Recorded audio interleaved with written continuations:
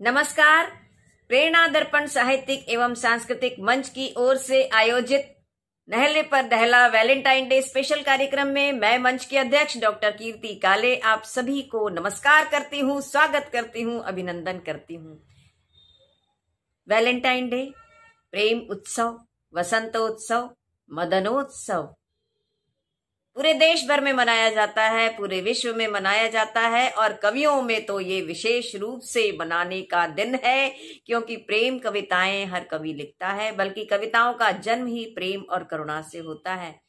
हमारे बीच में इस विशेष कार्यक्रम में होंगी कुछ बातें, कुछ किस्से और कुछ कविताएं। आज हमारे इस एपिसोड में शामिल हैं देश और विदेश में अपनी कविताओं से धूम मचाने वाले ऐसे कवि युगल जो अपने प्रेम के माध्यम से, अपने सामंजस्य के माध्यम से, अपने रख रखाव के माध्यम से इस दिन को कुछ खास बना देते हैं। हमारे बीच में हैं श्रीमती नमिता राकेश और उनके पति श्री राकेश नमित जी। साथ में हैं बेंगलोर से श्रीमती सुनीता सैनी गुड्डी जी और श्री विजेंद्र सैनी जी। मेरठ से हैं श्रीमती शुभम त्यागी जी और उनके पति श्री राकेश कुमार त्यागी जी। तो आज का ये एपिसोड बहुत विशेष होने वाला है, बने रहिएगा, क्योंकि कविताओं के साथ में होंगी कुछ चटपटी सी बातें जिनमें आपको बहुत रस आने वाला है। सबसे पहले प्रारंभ करते हैं कविताओं से, और कविताओं को अगर प्रारंभ करना हो तो बस एक ही नाम मेरे सामने है इन 6 में से जो इस कार्यक्रम की धमाकेदार शुरुआत कर सकता है। तो मैं आमंत्रित करती हूँ सबसे पहले श्रीमती नमिता राकेश जी को कि वे आएं और अपनी प्रेम कविता से इस पूरे कार्यक्रम में एक नया चटकीला रंग भर दें। आइए सुनते हैं नमिता राकेश जी को। नमस्कार, मैं नमिता राकेश आज आपके लिए गज़ल लेके आई हूँ। आगरा के उस ताजमहल के ऊपर जो सारी दुनिया में प्रेम के लिए मशहूर है। लीजिए गज़ल पेश करती हूँ। इश्क ने अंगड़ाई जब ताजमहल देखा, इश्क ने अंगड़ाई जब ताजमहल देखा, यादों की बहार आई जब ताजमहल देखा।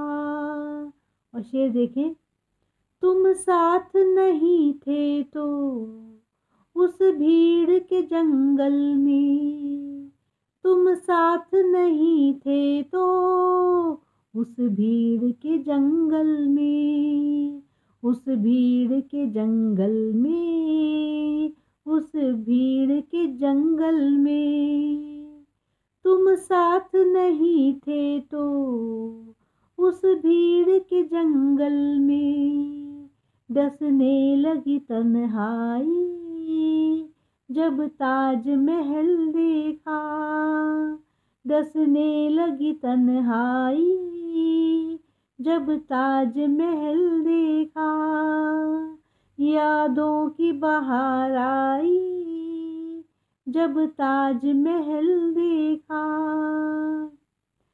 हालांकि तुझे देखे एक उम्र हुई लेकिन, हालांकि तुझे देखे एक उम्र हुई लेकिन, एक उम्र हुई लेकिन, एक उम्र हुई लेकिन, हालांकि तुझे देखे एक उम्र हुई लेकिन, तेरी ही तो याद आई जब ताजमहल देखा, तेरी ही तो याद आई जब ताजमहल देखा, इश्क ने अंगड़ाई जब ताजमहल देखा। और ये शेर बतौर खास, हर चीज मुहैया थी उस शहर मोहब्बत में, हर चीज मुहैया थी उस शहर मोहब्बत में, उस शहर मोहब्बत में, उस शहर मोहब्बत में हर चीज मुहैया थी। उस शहर मोहब्बत में बस तेरी कमी पाई जब ताजमहल देखा। बस तेरी कमी पाई जब ताजमहल देखा। यादों की बहार आई जब ताजमहल देखा। और शेर देखें। रह रह के मेरे दिल ने बस याद किया तुझको। रह रह के मेरे दिल ने बस याद किया तुझको। बस याद किया तुझको। बस याद किया तुझको। रह रह के मेरे दिल ने बस याद किया तुझको। है जाने मसीहाई जब ताजमहल देखा। है जाने मसीहाई जब ताजमहल देखा। यादों की बहार आई जब ताजमहल देखा। अब साथ उसे लेकर आऊंगी यकीनन मैं। अब साथ उसे लेकर आऊंगी यकीनन मैं। आऊंगी यकीनन मैं। आऊंगी यकीनन मैं। अब साथ उसे लेकर आऊंगी यकीनन मैं। मैंने ये कसम खाई जब ताजमहल देखा। मैंने ये कसम खाई जब ताजमहल देखा। ली इश्क ने अंगड़ाई जब ताजमहल देखा। यादों की बहार आई जब ताजमहल देखा। तेरी ही तो याद आई जब ताजमहल देखा। डसने लगी तन्हाई जब ताजमहल देखा। बस तेरी कमी पाई जब ताजमहल देखा। है जाने मसीहाई जब ताजमहल देखा। मैंने ये कसम खाई जब ताजमहल देखा। जब ताजमहल देखा। जब ताजमहल देखा। बहुत बहुत शुक्रिया। नमस्कार। बहुत खूब दमिता जी, आपको मैंने प्रत्यक्ष रूप से भी सुना है, कई कार्यक्रमों में सुना है, और आज आपने जो सुनाया वो तो वास्तव में आपके होंठ बोल रहे थे, आपकी आवाज बोल रही थी, और साथ में आपकी आंखें भी बोल रही थी। और जब आंखें बोलने लगे, प्रेम की भाषा तो आंखों से, आंखों के द्वारा ही समझी जा सकती है। बहुत धन्यवाद देती हूँ। जब आंखें बोलने लगे तब समझ लीजिएगा प्रेम अपने चरमोत्कर्ष पर पहुंच चुका है। अब आमंत्रित करती हूँ मैं श्री राकेश नमित जी को कि वे आए और नमिता जी के प्रेम में किस तरह से वो कविताएं लिखते हैं, इस बात की यहाँ पर पुष्टि करें अपनी कविताओं के माध्यम से। और आप लोग भी स्वागत कीजिएगा श्री राकेश नमित जी का। मैं राकेश नमित अपना पहला गीत लेकर आपके सामने पेश होता हूँ। ये गीत मैंने पोस्ट भी किया है। चाहे फिर ठुकरा देना पर इतना तो इस बार करो तुम, इस मधुर प्रणय की बेला में प्रेम पुष्प स्वीकार करो तुम, प्रेम पुष्प स्वीकार करो तुम। इन फूलों की खुशबू में मेरे मन की बात छुपी, तुम समझ सको या ना समझो पर मैंने तो हर बार कही, मैंने तो हर बार कही, इन बातों को तुम ठुकरा दो, पर इन बातों को तुम ठुकरा दो, पर थोड़ा सा तो प्यार करो तुम। इस मधुर प्रणय की बेला में प्रेम पुष्प स्वीकार करो तुम, प्रेम पुष्प स्वीकार करो तुम। बीते हुए कुछ वर्षों में मैंने कुछ सपने देखे थे, तुम दीप जलाए नैनों की मेरी राहों में बैठे थे। एक बार जलाकर उन दीपों को, सपनों को साकार करो तुम। इस मधुर प्रणय की बेला में प्रेम पुष्प स्वीकार करो तुम, प्रेम पुष्प स्वीकार करो तुम। चाहे फिर ठुकरा देना, पर इतना तो इस बार करो तुम।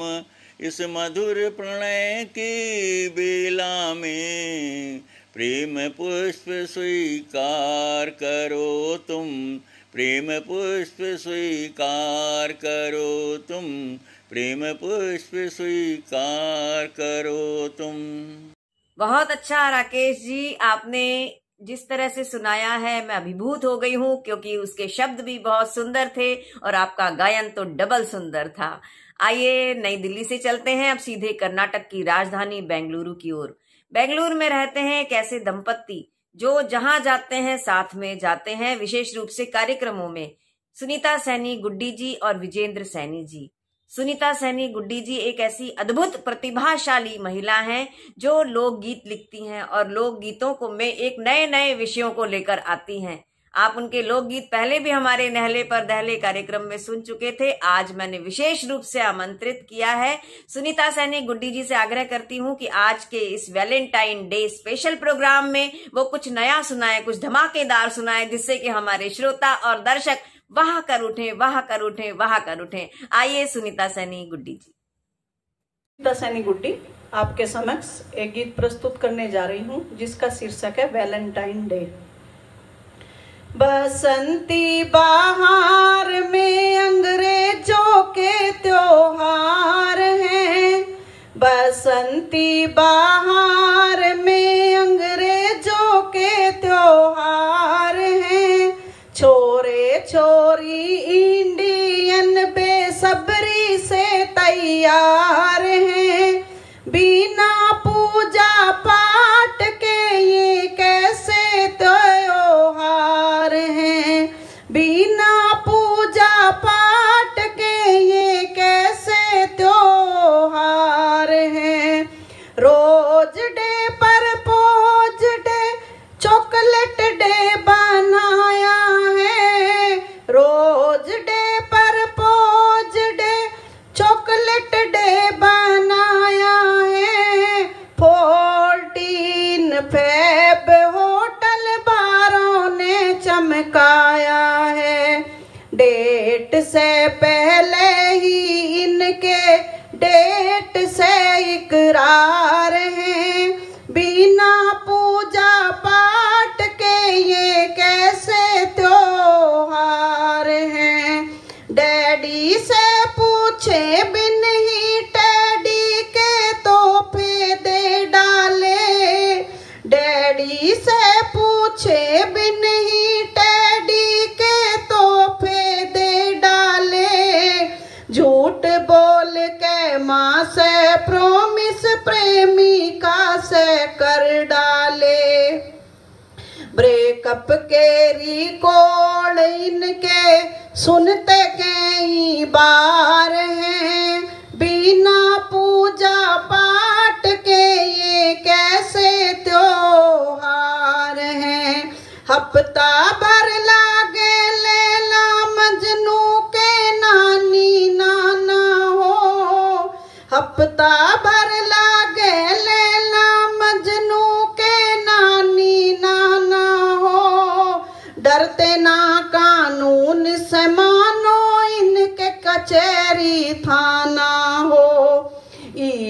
लुई लू करते पुलिस के डंडों की बौछार है।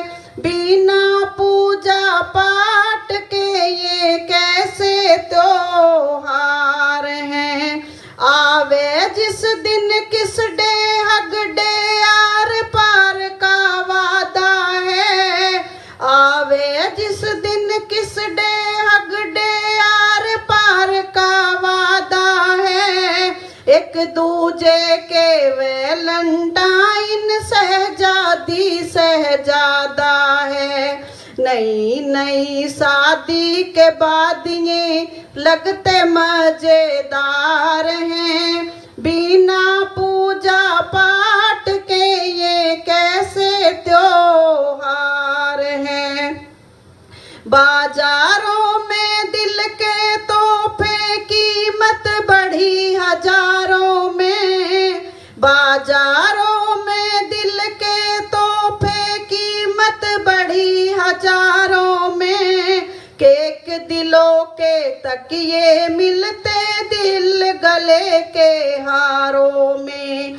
शादीशुदा तो छके पके ये बैचलरों के उपहार हैं। बिना पूजा पाठ के ये कैसे त्योहार हैं। व्रत पूजा से आज की छोरी कुछ ज्यादा ही कतरावे। व्रत पूजा से आज की छोरियां कुछ ज्यादा ही कतरावे। शिव करसन और राम छोड़ के ये अब किसके गुण गावे। तभी तो देखो कैसे कैसे मिलते इन्हें भरतार हैं। बिना पूजा पाठ के ये कैसे त्योहार हैं। बसंती बहार में अंग्रेजों के त्योहार हैं। छोरे छोरी इंडियन बेसब्री से तैयार हैं। बिना पूजा पाठ के ये कैसे त्योहार हैं। धन्यवाद।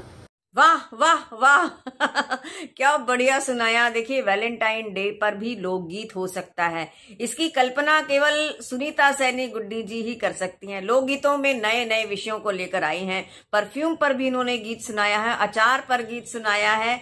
इस तरह के नए नए विषयों पर इन्होंने लोकगीत लिखे हैं और आज तो कमाल कर दिया सुनीता जी आपने। बहुत सुंदर, बहुत सुंदर।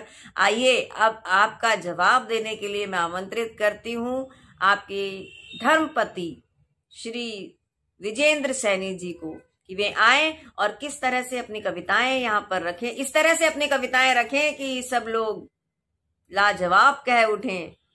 श्री विजेंद्र सैनी जी।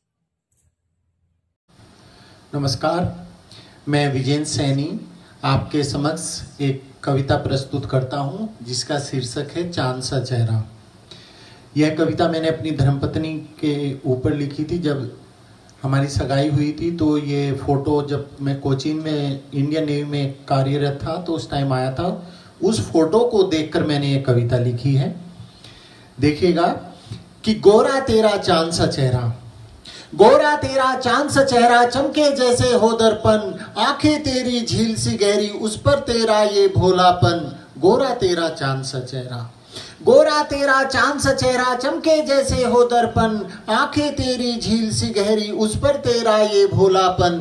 गोरा तेरा चांद सा चेहरा, तेरे सबनमी होठों पर, तेरे सबनमी होठों पर छाई सुबह की लाली, तेरे सबनमी होठों पर छाई सुबह की लाली, सुंदर बदन तेरा यूं लगता जो पिघलता कुंदन। गोरा तेरा चांद सा चेहरा, चमके जैसे हो दर्पण, आंखें तेरी झील सी गहरी, उस पर तेरा ये भोलापन।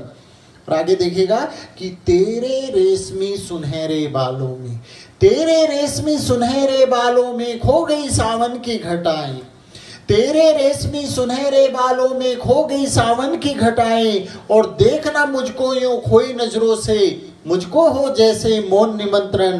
गोरा तेरा चांद सा चेहरा, चमके जैसे हो दर्पण, आंखें तेरी झील सी गहरी, उस पर तेरा ये भोलापन।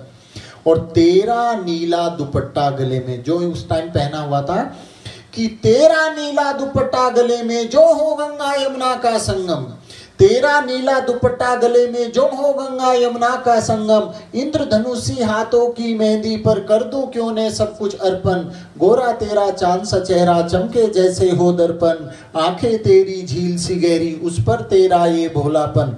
और आखिरी बंद है कि तेरा रंग रूप देख सोनिए, तेरा रंग रूप देख सोनिए, दिल में उठती एक हलचल, इंतजार है उस क्षण का जब होगा अपना मधुर मिलन, गोरा तेरा चांद सा चेहरा चमके जैसे हो दर्पण, आंखें तेरी झील सी गहरी उस पर तेरा ये भोलापन, गोरा तेरा चांद सा चेहरा। बहुत देखिए किस तरह से अभियांत्रिकी विषय के साथ पढ़ाई करने वाले और उसी के पूरी सेवाएं देने वाले व्यक्ति कविताएं भी कितनी सुंदर लिख सकते हैं। और हमारे नहले पर दहले कार्यक्रम में आने के लिए आपने सहर्ष स्वीकार किया, इसके लिए मैं धन्यवाद देती हूं और कार्यक्रम को आगे बढ़ाती हूं। हमारे बीच में है एक ऐसी रचनाकार और उनके साथी, उनके जीवन साथी जो मेरठ में रहते हैं और फेसबुक पर दोनों ही छाए रहते हैं। विशेष रूप से शुभम त्यागी जी का तो फेसबुक से चोली दामन का रिश्ता है। बहुत सारे कार्यक्रम इन्होंने इन दिनों किए हैं और बहुत अच्छी रचनाकार हैं शुभम त्यागी। मैं आमंत्रित करती हूं अपने इस वैलेंटाइन डे स्पेशल नहले पर दहला कार्यक्रम में शुभम त्यागी जी को कि वे आएं और कुछ इस तरह से इस कार्यक्रम को एक नई करवट दें, एक नया मोड़ दें, जिससे कि हमारे सारे दर्शक, सारे श्रोता अद्भुत अद्भुत अकल्पनीय कर उठें। शुभम त्यागी जी हमारे बीच में हैं, आप लोग भी स्वागत कीजिएगा मेरे साथ में शुभम त्यागी का। नमस्कार दोस्तों, मैं कवयित्री शुभम त्यागी बहुत प्रणाम करती हूँ अपनी बड़ी दीदी अंतर्राष्ट्रीय कवित्री आदरणीय डॉक्टर कीर्ति काले जी को, और एक गजल आप सबके बीच रखती हूँ, सुनिएगा दीदी आप भी। मोहब्बत का अपनी असर देख लेना, मोहब्बत का अपनी असर देख लेना, उड़ेगी हवा से खबर देख लेना, मोहब्बत का अपनी असर देख लेना। और इसका शेर सुनिएगा। हमें साथ ले लो अकेले न जाओ, हमें साथ ले लो अकेले न जाओ, न काटे कटेगा सफर देख लेना, मोहब्बत का अपनी असर देख लेना, उड़ेगी हवा से खबर देख लेना, मोहब्बत का अपनी असर देख लेना। और इस गजल का एक शेर मशवरा स्वरूप है युवा पीढ़ी को कि वो इश्क मोहब्बत प्यार सब कुछ करें, लेकिन अपना अच्छा बुरा सोच करके करें। सुनिएगा। मोहब्बत की राहों में चलने से पहले, मोहब्बत की राहों में चलने से पहले, इधर देख लेना उधर देख लेना, मोहब्बत का अपनी असर देख लेना, उड़ेगी हवा से खबर देख लेना, मोहब्बत का अपनी असर देख लेना। और इस गजल का ये शेर उन पतियों को समर्पित जो अपनी पत्नी के रहते हुए किसी और की पत्नी की तरफ या किसी और लड़की की तरफ देखते हैं, तब उनकी पत्नी क्या सोचती होगी। सुनिएगा। किसी और से दिल लगाने से पहले, किसी और से दिल लगाने से पहले, मेरी और भी एक नजर देख लेना, मोहब्बत का अपनी असर देख लेना, उड़ेगी हवा से खबर देख लेना, मोहब्बत का अपनी असर देख लेना, जमाने को बुज़दिल बताने से पहले, जमाने को बुज़दिल बताने से पहले तू खुद अपने दिल का भी डर देख लेना। मोहब्बत का अपनी असर देख लेना। उड़ेगी हवा से खबर देख लेना। मोहब्बत का अपनी असर देख लेना। बहुत बोलने वाले थक जाएंगे सब, बहुत बोलने वाले थक जाएंगे सब। मेरी खामोशी का हुनर देख लेना। मेरी खामोशी का हुनर देख लेना। मोहब्बत का अपनी असर देख लेना। उड़ेगी हवा से खबर देख लेना। मोहब्बत का अपनी असर देख लेना। और इस गजल का ये अंतिम शेर आप सबके बीच सुनिएगा। शुभम सुनने वालों के चेहरों को पढ़कर, शुभम सुनने वालों के चेहरों को पढ़कर, शुभम सुनने वालों के चेहरों को पढ़कर, तुम अपनी गजल का असर देख लेना। तुम अपनी गजल का असर देख लेना। मोहब्बत का अपनी असर देख लेना। उड़ेगी हवा से खबर देख लेना। मोहब्बत का अपनी असर देख लेना। मोहब्बत का अपनी असर देख लेना। और इसी के साथ मैं कवित्री शुभम त्यागी अपनी वाणी को यही विराम देती हूँ। जय हिंद, जय भारत। जैसा मैंने कहा था बिल्कुल वैसा ही पाया। शुभम शुभम शुभम, बहुत सुंदर सुनाया शुभम त्यागी जी आपने। और अब मैं राकेश त्यागी जी से अनुरोध करती हूँ कि वे भी अपनी कविता इस कार्यक्रम में प्रस्तुत करें। और एक बात और बता देती हूँ अपने श्रोताओं को, अपने दर्शकों को, कि आप लोग बने रहिएगा, क्योंकि इन कविताओं के बाद विशेष रूप से बहुत चटपटी से किस्से आने वाले हैं। एक बहुत गुदगुदा देने वाली बातें आने वाली हैं। पति पत्नी किस तरह से नहले और दहले बनने वाले हैं इस कविता के बाद आने वाले हैं। तो आप लोग बने रहिएगा नहले पर दहला वैलेंटाइन डे स्पेशल में। और अब मैं राकेश कुमार त्यागी जी से अनुरोध करती हूँ कि वे अपनी कविताएं सुनाएं। नमस्कार, मैं राकेश कुमार त्यागी, मेरी धर्मपत्नी सुप्रसिद्ध कवित्री शुभम त्यागी, उनकी विशेषताओं, उनके गुणों के बारे में कहना बहुत मुश्किल है।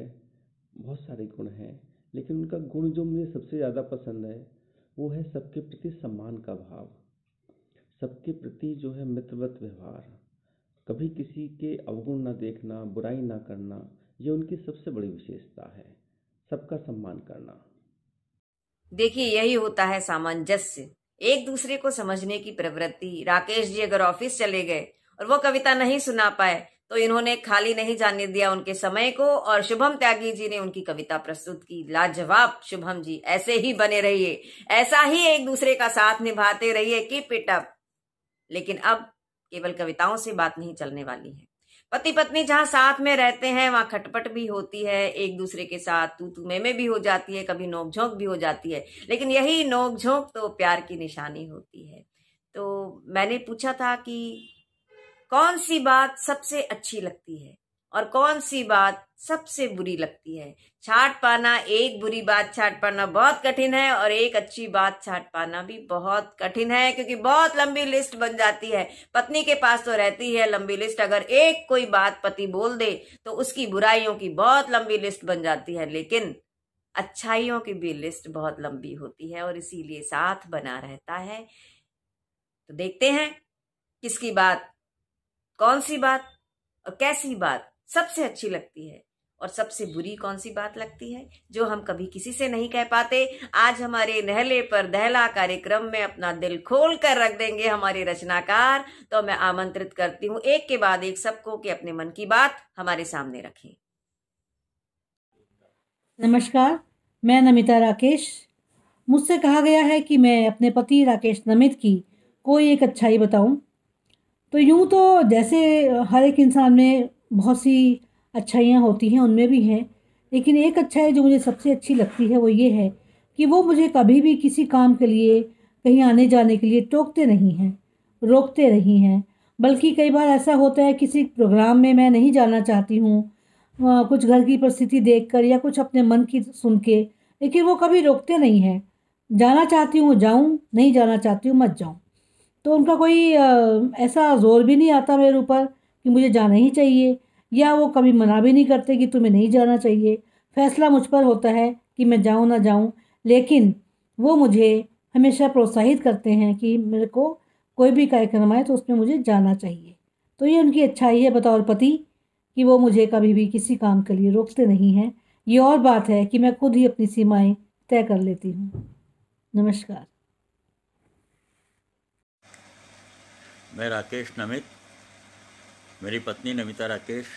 एक अच्छी बात पूछी गई कि उनमें आपको क्या पसंद है। देखिए, पसंद तो बहुत कुछ है, सब कुछ पसंद है, तभी तो मैंने उनसे विवाह किया। और उनकी शालीनता बहुत ही पसंद है। और सबसे बड़ी बात यह है कि अगर आप कितने भी परेशान हो, उनकी एक मुस्कुराहट जिसका मैं कायल हूँ, और कई बार मैंने उनकी मुस्कुराहट पे लिखा भी है, तो उनकी मुस्कुराहट देख करके ही सारे दुख, सारे गम, सारी थकान सब खत्म हो जाती है। तो उनकी सबसे ज़्यादा मुस्कुराहट मुझे पसंद है। और मैंने एक नई चीज़ देखी जो वो आँखों से मुस्कुराती हैं। आप लोग सोचेंगे कवि हृदय है मेरा, तो कल्पना है, लेकिन उनकी आँखों में जो मुस्कुराहट मुझे दिखाई पड़ती है वो उनकी सबसे अच्छी बात है। वैसे तो उनमें सारी गुण हैं, सब कुछ है, सभी चीज़ कुछ मुझे पसंद है, लेकिन जो उनकी मुस्कुराहट है उसका मैं कायल हूँ। Thank you very much. नमस्कार, मैं सुनीता सैनी गुड्डी। मैं भी अपने बारे में थोड़ा बताना चाहती हूँ आपको। मेरी एक पुस्तक आ चुकी है, सुनीता सैनी गुड्डी के गीत, वर्तमान संदर्भ में लोक धुनों पर आधारित। जो धुनें मरती जा रही हैं, मैं उनको संजोने की कोशिश करती रहती हूँ। और हम नहले पर दहला एक कार्यक्रम भी दे चुके, वो आदरणीय कीर्ति काले जी भी सुन चुकी। और रही बात एक अच्छाई और बुराई बताने की, तो सबसे पहले एक बुराई बताती हूँ मैं सैनी जी की, कि ये घर का जो ग्रोसरी का सामान है वो बहुत ज़्यादा लेकर आते हैं और बिना पूछे लेकर आ जाते हैं। तो घर में सामान काफ़ी इकट्ठा हो जाता है, और तो मैं कई बार गुस्सा हो जाती हूँ, जबकि मुझे गुस्सा करना अच्छा नहीं लगता इनके ऊपर। उसके लिए मैं माफ़ी भी चाहती हूँ। और रही एक अच्छाई की बात, कि मैं जिस परिवार से परवरिश लेकर आई हूँ, उस परिवार में उस वक्त पर बेटा बेटी के बीच में बहुत दोहरात होती थी, और उस दोहरात को मैंने काफ़ी झेला है। तो मैं ये दावे के साथ कह सकती हूँ कि मेरे माँ पिताजी से ज़्यादा प्यार और सम्मान मुझे मेरे पति ने दिया है। और 33 ईयर हो गए, आज तक मुझे कोई ऐसी कमी नहीं महसूस होने दी परिवार की या किसी की। बहुत सम्मान करते हैं मेरा, और हर चीज़ में मुझे बढ़ावा देते हैं। और आज अगर मैं लोकगीतकार भी बनी हूँ, तो इन्होंने ही मुझे इसके बारे में प्रोत्साहन दिया है, बहुत कुछ सिखाया है, और इनको मैं अपना गुरु मानती हूँ और मानती रहूँगी। मैं कहीं भी किसी सब्जेक्ट पर, कहीं किसी शब्द पर अटक जाती हूँ तो हमेशा बिल्कुल मेरे साथ खड़े रहते हैं। और बस हम इतना ही कहना चाहते हैं दोनों। आप सभी को नमस्कार। नमस्कार दोस्तों, मैं कवियत्री शुभम त्यागी मेरठ से, पत्नी राकेश त्यागी, जो एक प्रशासनिक अधिकारी भी हैं, कवि, लेखक, गायक, तमाम चीज़ें, तमाम गुण, तमाम क्वालिटीज़ उनके अंदर हैं। मुझे उनकी विशेषताएं बताने के लिए कहा गया, तो उनके अंदर तमाम विशेषताएं हैं जो एक इंसान में हो पानी एक साथ बहुत ही मुश्किल सा काम है। लेकिन ये मेरा सौभाग्य कि एक ऐसा व्यक्ति जिसमें तमाम विशेषताएं हैं, कमियां ढूंढो तो उनमें कमियां तो मिलती ही नहीं है, तमाम विशेषताओं वाले एक व्यक्ति जो मेरा हस्बैंड भी है, मेरे पति हैं, जिनमें तमाम विशेषताएं हैं। बहुत एक तो सबसे जो बड़ी उनकी विशेषता है वो यही कि वो सबका सम्मान करते हैं बहुत ज़्यादा, और हर रिश्ते को वो जीते हैं, हर रिश्ता उन्हें पसंद करता है, चाहे चाहे एक अच्छे पुत्र के रूप में हो, चाहे अच्छे पिता के रूप में हो, चाहे अच्छे भाई के रूप में हो, चाहे अच्छे दोस्त के रूप में हो, और पति तो वो निश्चित रूप से हैं ही बहुत अच्छे, और बहुत अच्छे प्रेमी भी हैं। तो उनकी ये क्वालिटी मुझे बहुत पसंद है कि वो सब महिलाओं का खास तौर से बहुत सम्मान करते हैं। हमारा तो करते ही हैं, लेकिन एक अनजान महिला जिसको वो नहीं पहचानते, जानते भी नहीं, उस महिला का भी वो बहुत सम्मान करते हैं। और मैं बहुत अपने आप को कई बार सोचती हूँ कि बहुत सौभाग्यशाली हूँ, क्योंकि बहुत कम उम्र में मेरी शादी हो गई थी। यानी कि मेरी एजुकेशन भी तब तक कंप्लीट नहीं थी, पीजी भी मेरा कंप्लीट नहीं था। उस समय मुझे लगा कि अब मेरी लाइफ बस शायद रुक जाएगी और झाड़ू पोछा और घर के इन कामों में रह जाएगी, लेकिन ऐसा हुआ नहीं। मैंने पीजी कंप्लीट किया, और कंप्लीट ही नहीं किया, मैंने उसके बाद 5 विषयों में एमए किया, बीएड किया, एमएड किया, एमफिल किया, पीएचडी किया, जॉब भी मैं कर रही हूँ। तो इन सब के पीछे केवल वही हैं। और मुझे कई बार लगता है कि अगर वो मेरे जीवन साथी नहीं होते, किसी और से मेरी शादी हो गई होती, तो शायद जो शुभम त्यागी आज आप सबके बीच है, वो शायद कुछ उस तरीके से नहीं होती। मैं बहुत धन्यवाद करती हूँ ईश्वर को भी कि मुझे इतना अच्छा, इतना प्यारा जीवन साथी मिला। और साथ ही साथ जीवन साथी तो है ही बहुत प्यारा, और जिस जीवन साथी को जिस माँ ने जन्म दिया, यानी मेरी सासू माँ, उनका भी मुझे हमेशा बहुत सपोर्ट रहा। मैं सभी की बहुत आभारी हूँ, आप सब की भी, और खास तौर से ईश्वर की, जिन्होंने इतना अच्छा जीवन साथी मुझे दिया। जय हिंद। नमस्कार, मैं राकेश कुमार त्यागी, मेरी धर्मपत्नी सुप्रसिद्ध कवित्री शुभम त्यागी, उनकी विशेषताओं, उनके गुणों के बारे में कहना बहुत मुश्किल है। बहुत सारे गुण हैं, लेकिन उनका गुण जो मुझे सबसे ज़्यादा पसंद है वो है सबके प्रति सम्मान का भाव, सबके प्रति जो है मित्रवत व्यवहार, कभी किसी के अवगुण ना देखना, बुराई ना करना, ये उनकी सबसे बड़ी विशेषता है, सबका सम्मान करना। नमस्कार, मैं नमिता राकेश।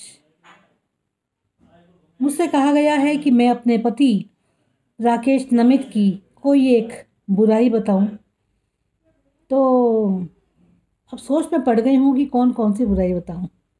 खैर, ये तो मजाक की बात है। सबसे ख़राब बात जो मुझे उनकी लगती है वो ये है कि मैं बड़े चाव से जब भी कोई बात उन्हें बताती हूँ, या कोई ऑफिस की या कहीं की बात उनसे डिस्कस करती हूँ, या कोई घटना का जिक्र करती हूँ, तो उनका कोई रिएक्शन नहीं आता सामने से, ना नकारात्मक ना सकारात्मक, बस सुन लेते हैं और चुप रहते हैं। तो मैं चाहती हूँ, मैं जो कुछ बता रही हूँ इतने चाव से, एक शेयर करना चाह रही हूँ अपनी बात, तो कोई तो रिएक्शन आए। जब कोई रिएक्शन ही नहीं आता, तब फैसला करती हूँ कि अगली बार कुछ भी शेयर नहीं करूँगी, लेकिन फिर शेयर कर देती हूँ। तो ये बात मुझे बहुत बुरी लगती है उनकी, कि वो कम से कम अपना रिएक्शन तो जाहिर करे मेरे पास। बस इतना ही कहती हूँ। नमस्कार, मैं राकेश नमित और मेरी पत्नी नमिता राकेश। आपने पूछा है कि उनकी कोई कमी जो उनमें नज़र आए। वैसे मुझे कोई कमी तो उनमें आज तक नज़र नहीं आई, बस एक ही बात बुरी लगती है कि वो बहुत ही स्पष्टवादी हैं। और वैसे स्पष्टवादी होना बहुत अच्छी बात है, लेकिन जो समाज है आज का, वो इसको एक्सेप्ट नहीं कर पाता है, तो थोड़ी थोड़ी दिक्कतें होती हैं। बाकी कोई बुराई मुझे आज तक उनमें नज़र नहीं आई है। वो हर तरीके से अच्छी हैं और मुझे उनमें आज तक कोई बुराई इस तरह की नज़र नहीं आई, सिर्फ वो स्पष्टवादी हैं। Thank you. आप सभी को सादर प्रणाम। और मैं शुभम त्यागी, पत्नी राकेश कुमार त्यागी।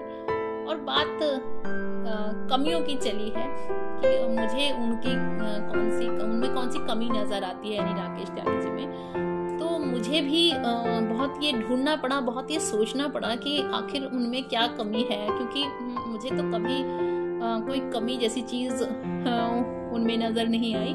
और मुझे क्या, जो उनके तमाम रिश्ते रहे, उनके दोस्त, माता पिता, बच्चे, बहन भाई, कोई भी कमी जल्दी से उनमें कोई निकाल नहीं पाता, क्योंकि वो बहुत सरल, बिल्कुल अलग से इंसान है। लेकिन जब बात दीदी ने कमी वाली कही है, तो कुछ कमी तो मुझे भी ज़रूर सोचनी है। और जो मुझे लगती है सबसे बड़ी कमी उनके अंदर, एकमात्र कमी, वह यह लगती है कि वो जल्दी से लोगों पर विश्वास कर जाते हैं और वो सबको अपने जैसा समझ जाते हैं। तो ये कहीं ना कहीं कई बार मैं उनसे इस बात को भी लेकर कहती हूँ कि जितनी अच्छी दुनिया, जितना अच्छा लोग आप औरों को समझते हैं, ऐसी दुनिया नहीं है वास्तव में। खराब लोग भी हैं, तो जल्दी से विश्वास किसी पर ना की जाए। लेकिन ये उनकी कमी है कि मेरे इतना समझाने के बाद भी अक्सर विश्वास कर जाते हैं लोगों पर और धोखा खा जाते हैं। तो मैं ईश्वर से भी यही प्रार्थना करती हूँ कि जो कमी ये मुझे लगती है कि जल्दी से विश्वास वो कर लेते हैं दूसरे पर, तो वो ना करें, क्योंकि कई बार जल्दी से विश्वास करने के चक्कर में उनको धोखे भी मिले हैं। सभी को प्रणाम, जय हिंद। मेरी पत्नी सुप्रसिद्ध कवित्री शुभम त्यागी के अगर मैं अवगुण बताऊं, कोई कमी बताऊं, तो ये कहना बहुत मुश्किल है। उनमें मुझे कोई अवगुण नहीं दिखाई देता, कोई कमी नहीं दिखाई देती। फिर भी अगर मुझे कहना ही पड़े तो मैं बताऊंगा कि जब हम लोग शॉपिंग करने जाते हैं तो मैं उनसे कहता हूं कि आप ये ले लीजिए, वो ले लीजिए, बहुत रिक्वेस्ट करता हूं, लेकिन वो बहुत मितव्ययी हैं, बहुत मना करती हैं और ये ही उनकी एक कमी है कि मितव्ययी हैं। नमस्कार, मैं विजेंद्र सैनी बेंगलोर से, और हम यहाँ पर HAL के अंदर भारतीय सेनाओं के लिए अनेकों प्रकार के हेलीकॉप्टर बनाते हैं। रही बात कार्यक्रम के परिप्रेक्ष्य में मेरी धर्मपत्नी के बुराई के बारे में और या अच्छाई के बताने के बारे में, देखिए अच्छाइयों की तो ये बहुत खान है, बड़ी खान है, और ये बहुत अच्छा लोकगीत लिखती हैं, बहुत अच्छा गाती हैं, और इनके गीतों पर ढोलक पर जब औरतें नृत्य करती हैं और गीत भी गाती हैं। लेकिन रही बात बुराई करने की, जितना अच्छा ये लिखती हैं, जितना अच्छा ये गाती हैं, उतना अच्छा ये नाचती नहीं है अपने गीतों के ऊपर। जबकि दूसरी औरतें देखा है मैंने, बहुत अच्छा नृत्य भी करती हैं इनके गीतों के ऊपर। बस मुझे एक यही बुराई नजर आई है, बाकी तो ये अच्छाइयों की खान है। अब ये मेरे बारे में बताएगी। देखिए ना, कौन कौन सी बातें अच्छी लग सकती हैं और कौन कौन सी बातें बुरी लग सकती हैं। कभी सोचा भी नहीं होगा किसी ने भी कि ये बात भी बुरी लग सकती है, लेकिन हाँ, बुरी है तो बुरी लग सकती है। बहुत अच्छा आज का ये एपिसोड रहा और आप लोग साथ में रहे, आपका मैं बहुत बहुत धन्यवाद देती हूँ। आप सभी लोगों को, हमारे श्रोताओं को, दर्शकों को, और विशेष रूप से हमारे रचनाकारों को, श्रीमती नमिता राकेश जी, श्री राकेश नमित जी, श्रीमती सुनीता सैनी गुड्डी जी और श्री विजेंद्र सैनी जी, श्रीमती शुभम त्यागी जी और श्री राकेश कुमार त्यागी जी, प्रेरणा दर्पण साहित्यिक एवं सांस्कृतिक मंच के महासचिव उपाध्यक्ष श्री ओम प्रकाश कल्याणी जी और महासचिव श्री हरि प्रकाश पांडे जी, और सारी टीम हमारी जो है प्रेरणा दर्पण साहित्यिक एवं सांस्कृतिक मंच की सभी कार्यक्रमों में सहयोग करती है, और इसीलिए हम इस तरह के नए नए कार्यक्रम लेकर आप लोगों के बीच में आ पाते हैं। मैं सबका धन्यवाद देती हूँ, और अब मन तो नहीं कर रहा, लेकिन फिर भी आपसे विदा लेने का समय आ चुका है। तो देखिए, कल का वादा करती हूँ, कल दोबारा से नए रचनाकारों के साथ नहले पर दहला आपके सामने लेकर आऊंगी। तब तक के लिए डॉक्टर कीर्ति काले को आज्ञा दीजिएगा। नमस्कार।